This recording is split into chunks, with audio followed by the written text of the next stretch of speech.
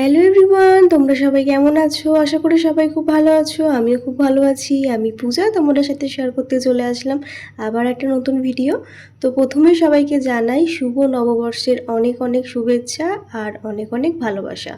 বড়দের জন্য রইলো আমার তরফ থেকে প্রণাম, আর ছোটদের জন্য রইলো আমার তরফ থেকে অনেক অনেক ভালোবাসা আর শুভকামনা। তো আজকের ব্লগটা আমি একেবারে সকাল থেকে শুরু করলাম। সকালবেলায় উঠেই কিন্তু চলে আসলাম আমার ঘরটা একটু সাজাবো বলে। কারণ নতুন বছরে আমরা সাজুগুজু করব আর আমাদের ঘরটা সাজুগুজু করবে না, তা কিন্তু একদমই হতে পারে না। তাই দেখো, নিউ বেডশিটটাই প্রথমে আমার বেডের মধ্যে পেতে নিচ্ছি। আর তারপরে ঘরটাকে একটু মাঝে মাঝে চেঞ্জেস না করলে না ভালো লাগে না। একই জিনিস একই জায়গায় থাকলে কেমন যেন একটু একঘেয়েমি টাইপের লেগে যায়। তার জন্য দেখো, সকালবেলায় উঠে আমি এখন এই কাজটা করতে লেগে পড়লাম।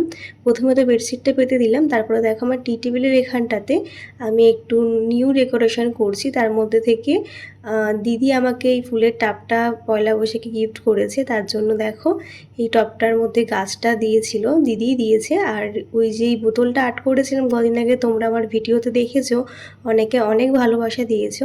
তো সেই টবটা কিন্তু এখানে সেট করে দিলাম।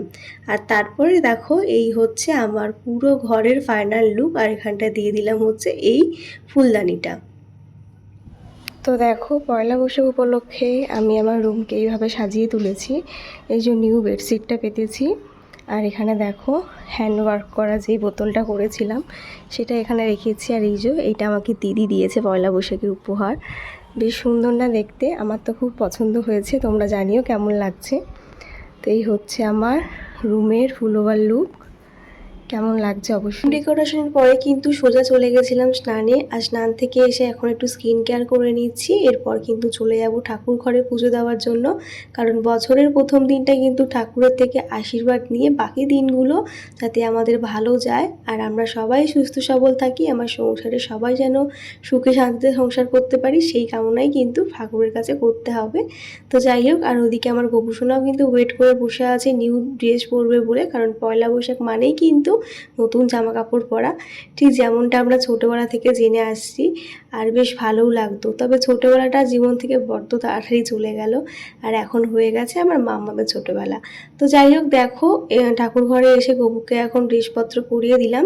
আর গপুকে এই লুকে কেমন লাগছে অবশ্যই তোমরা জানিও। আর এদিকে হচ্ছে আমার সব ঠাকুররা, যেমন লক্ষ্মী, আর ওদিকে হচ্ছে গনু দাদা। আজকে তো গনু দাদারই দিন। তো যাই হোক, বাবা এনে দিয়েছিল লাড্ডু, সেটা দিয়ে কিন্তু পুজো দিয়ে দিলাম। আর আজকে কিন্তু লাড্ডুরই দিন, লাড্ডু দিয়ে কিন্তু নববর্ষের পুজো দিতে হয়। তো কারা কারা লাড্ডু দিয়ে পুজো দাও অবশ্যই জানিও। আর আমার গোপুসোনাকে কেমন লাগছে আজকের এই লুকে অবশ্যই জানিও।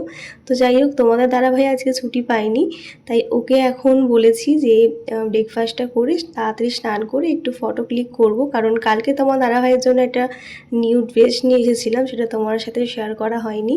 তো দেখো, আজকে ব্রেকফাস্টে হয়েছিল দই চিড়ে আর হচ্ছে ওই মুরগি টুরকি দিয়ে ওই দধি করমার মতন। তো সেটা দেখো তোমার দাদাভাইকে দিয়ে দিলাম, আর আমিও খেয়ে নিলাম। আর ওদিকে তোমার দাদাভাই আমার সাথে একটু ইয়ার্কি করছিল। তারপরে কিন্তু চলে আসলাম আমরা তিনজন মিলে সাজুগুজু করে। আর এই ড্রেসটা দিয়েছিল আমাকে আমার শাশুড়ি মা। আর তোমার দাদাভাই যে টি শার্টটা পরে আছে, এটা কিন্তু কালকে কিনে এনেছি। আর দেখো, অজান্তেই আমাদের মিল হয়ে গেছিলো, মানে ম্যাচিং হয়ে গেছিলো। তো কেমন লাগছিলো আমাকে এই ড্রেসটা পরে অবশ্যই জানিও। তারপর তোমার দাদাভাই চলে গেছিলো ডিউটি, তাই মনটা খুব খারাপ হয়ে গেছিলো। তারপর তো একেবারে চলে আসলাম লাঞ্চ টেবিলে। আর আজকে স্পেশাল লাঞ্চে ছিল হচ্ছে চিকেন কষা, ছিল হচ্ছে সাথে আলু বিরিয়ানি, এটা ছিল হচ্ছে বোয়াল মাছের ঝাল আর সাদা ভাত, আর অবশ্যই আমের চাটনি, যেটা ছাড়া কিন্তু পয়লা বৈশাখ একেবারেই মানায় না। তো যাই হোক, তোমাদের সবার বাড়িতে কী কী রান্না হলো অবশ্যই জানিও। তারপরে বিকেলে সেরকম কোনো প্ল্যানিং ছিল না। তারপর মা গেছিলো হচ্ছে হালখাতা করতে। তো দেখো, এখানে মা হালখাতা নিয়ে চলে এসেছে। তো সোনার দোকানের এই ব্যাগে কি কি দিয়েছে চলো তোমার সাথে একটু আনবক্সিং করে দেখাই। যাই হোক, মা ঢুকতে না ঢুকতেই মার হাত থেকে ব্যাগটা নিয়ে নিলাম তোমার সাথে শেয়ার করবো বলে। তো চলো দেখো, প্রথমেই দিয়েছিল এমন একটা ব্যাগ, আর দিয়েছিল হচ্ছে ক্যালেন্ডার, সাথে ছিল মিষ্টির প্যাকেট। আর জানো তো, একটা সময় এই হালখাতাতে যাব বলেই নতুন জামা কাপড় পরে কত এক্সাইটমেন্ট কাজ করতো। তবে বড় হওয়ার সাথে সাথে সেইগুলো যেন জীবন থেকে চলে গেছে। তো যাই হোক, তবে এইসব বক্স খুলতে আমার খুব ভালোই লাগে, যে কী আছে সেটা দেখার জন্য। তো চলো তোমার সাথেও শেয়ার করি এর মধ্যে কী আছে। আর তোমরা কারা কারা কটা হালখাতা করলে অবশ্যই জানিও। আমাদের একটাই ছিল।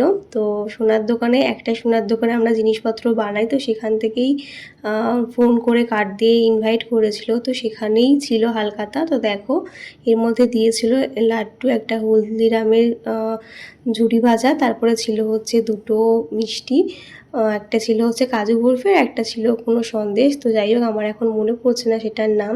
তো মাম্মামকে দিতে গেলাম, ও তো কিছুতেই নিল না। ও না দই খেতে প্রচণ্ড ভালোবাসে, তবে এখন মিষ্টিটা একদমই খেতে চাইছে না। আর এদিকে দেখো ক্যালেন্ডারটা দিয়েছিল, আর এত সুন্দর ক্যালেন্ডারটা পছন্দ হয়েছিল যে কি বলবো। তো দেখো একটা গোপুসোনা, আমার ঘরে আরও একটা গোপুসোনা চলে এসেছে।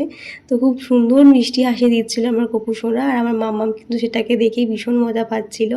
তো যাই হোক এইভাবেই পয়লা বৈশাখের দিনটা আমার কাটলো। তোমাদের কেমন কাটলো অবশ্যই জানিও। দেখা হচ্ছে নেক্সট ব্লগে। বাই সবাইকে।